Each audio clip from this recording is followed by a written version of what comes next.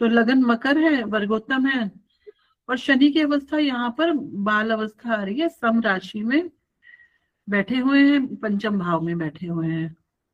और दो यहाँ पर जो शनि का डिग्री देख रहे हैं 26 डिग्री के आसपास है, तो यानी कि बाल अवस्था में आते हैं D1 में, पंचम भाव में।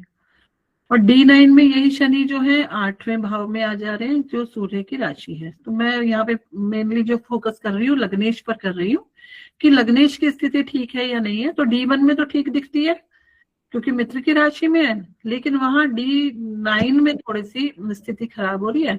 और D30 में भी ये शत्रु राशि में है, शत्रु मंगल की राशि में आ गए हैं।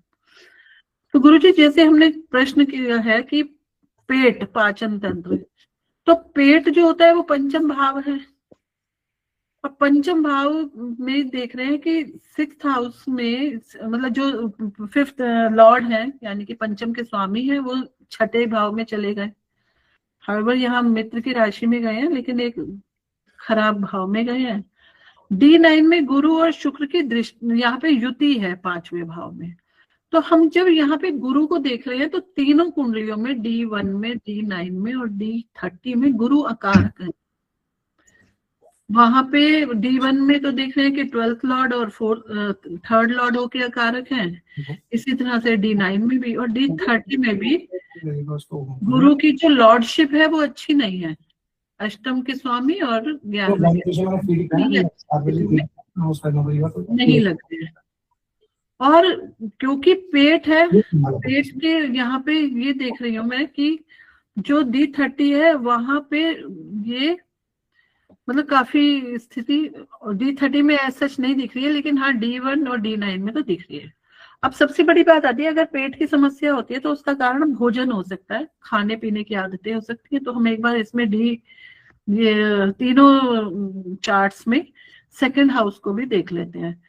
तो 2nd हाउस में शनि की राशि और जो एक तामसिक ग्रह की राशि है, शुक्र की राशि में बैठे हैं जो राजसिक ग्रह है, मंगल और सूर्य की दृष्टि है 2nd हाउस पर, और शनि की खुद की दृष्टि भी है।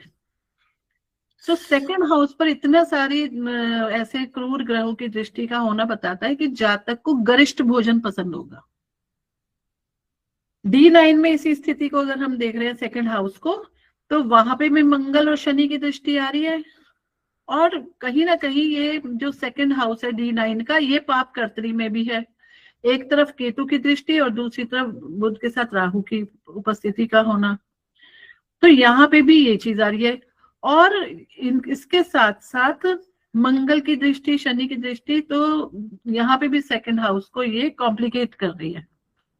इसी चीज को अगर हम D30 में देखें तो मंगल की दृष्टि शुक्र पर पड़ रही है, राहु केतु एक तरफ है, हाँ गुरु की दृष्टि भी पड़ी, लेकिन गुरु तो अकारक है।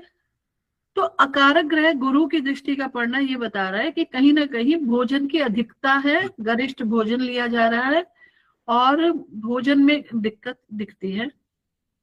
अब हमने पेट देख लिया, भोजन देख लिया, और इसके अलावा अगर हम इनके 7th हाउस को देख रहे हैं, 7th हाउस में क्यों ले रही हूँ, क्योंकि लोअर एब्डोमेन जहाँ पे प्रॉपर एक पाचन क्रिया होती है, जो मतलब निचला पेट मान लीजिए 7वां घर, तो यहाँ D1 में भी केतु, D9 में भी केतु, और D30 में भी शनि की वहां पे प्रस्तुत होना, और राहु केतु की दृष्टि से ये पता चल रहा है कि लोअर एब्डोमेन में भी दिक्कत है। और यहाँ पे क्या होता है कि आप जितना मर्जी खाएं, लेकिन अगर निकल ठीक से रहा है तो दिक्कत नहीं आती। तो अगर हम उत्सर्जन के अंग यानी कि 8वें भाव गुदा द्वार को देखें तो यहाँ पे भी कॉम्प्लिकेसी दिखाई दे रही है तीनों ही चार्ट्स में। तो इसका मतलब है कि हाँ भोजन की प्रॉब्लम है, तामसिक भोजन लिया गया है और लंबे समय तक ऐसा किया गया, क्योंकि शुक्र की दशा चल रही है। तो शुक्र यहाँ पर इनके 22वें देशकांड के स्वामी तो बनते हैं सूर्य, 64वें नवांश के स्वामी शुक्र बन रहे हैं। तो समस्या तो 22वें देशकांड के स्वामी यानी कि सूर्य की दशा से ही चल रही होगी, लेकिन अब ये थोड़ी सी ज्यादा बढ़ गई होगी। और हाँ काफी इन सभी हाउसेस पे मुझे तो कॉम्प्लिकेसी दिखाई दे रही है। तो समस्या छोटी मोटी तो नहीं है, थोड़ी कॉम्प्लिकेटेड स्थिति है। गुरुजी बस इतना ही कहना चाहूंगी, तो धन्यवाद। आपके समझ से यदि कंप्लीटेड बात दिखलाई दे रही है कि स्थितियां ठीक नहीं है, हाँ तो जी उपाय क्या किए जाने चाहिए? गुरुजी, जैसे सेकंड हाउस के जो कारक होते हैं वो गुरु के साथ साथ बुध भी होते हैं, तो मैं यहाँ देख रही हूँ D1 और D9 में बुध बहुत पीड़ित है।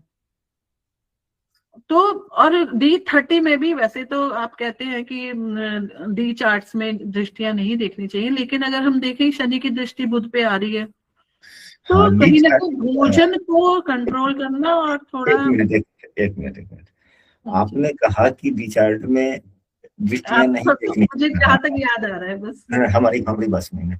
बी चार्ट में दृष्टियां नहीं देखी जाती, यह बात सत्य है, जी इसको झुठलाया नहीं जा सकता। लेकिन अगर प्रश्न से संबंधित वर्ग कुंडलियां हो जी तो उसमें दृष्टियां निश्चित रूप से ली जानी चाहिए। जी हाँ, तो चूंकि यह बीमारी की बात है, यह अरिष्ट की बात है, तो त्रिशांश कुंडली जो होता है D30 कुंडली, वह अरिष्टों की ही कुंडली है। इसलिए बीमारी की बात में D30 कुंडली में दृष्टि ली जाएगी लग्न कुंडली के तरफ से। जी गुरु, यहाँ पे जो बुध है वो एक्चुअली त्रिदोष कारक होते हैं। हाँ, तो बुध यहाँ पे तीनों ही चार्ट्स में मुझे तो स्थिति अच्छी नहीं दिख रही है, तो कहीं बुध के उपाय किए जाए।